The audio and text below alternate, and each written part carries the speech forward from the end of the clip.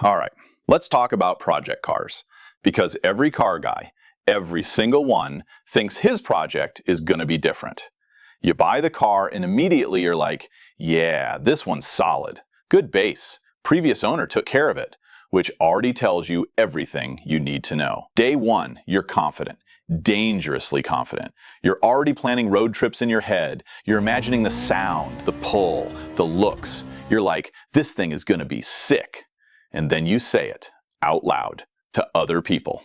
I'll probably be driving it in like a month. Yeah, a month. That's the first lie of the project. The first week is amazing though. Pure honeymoon phase. You wash the car constantly. You park it, walk away, then turn around to look at it again. You start noticing little things, tiny things.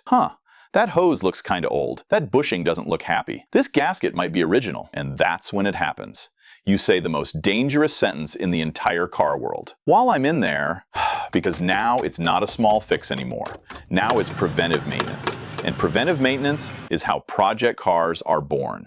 So you order parts, just a few. Okay, maybe more than a few. But they were cheap, so it doesn't count. Boxes start showing up every day. Your delivery guy knows you now. He doesn't even ask questions anymore. He just nods like, another one. You open the hood. You start taking things apart. At first, you're organized. Bolts in little bags, labels on everything. You even take pictures, like, I'll remember how this goes back together. You won't. A few weeks later, the car still runs, but honestly, it shouldn't. Half the engine bay is already apart. You're basically just testing fate at this point. Then one day, it doesn't start. And instead of panicking, you go, okay, that's fine. That's expected. That means progress. 3 months in, the car does not run at all. Not even a little bit. The garage is chaos now. Tools everywhere. Parts everywhere. You have bolts left over. You don't know where they go. But you're convinced they're probably not important. Someone asks you, so, how's the project going? And without thinking, you say, oh yeah, good. Almost done. Almost done with what? The engine is on the floor. At this point, you've unlocked a new skill. Not mechanical. Mental gymnastics. Convincing yourself that spending more money is actually saving money. Since I'm already here, I might as well replace this. It would be stupid not to. 6 months in, you're waiting on one part. There's always one part. That part is shipping soon.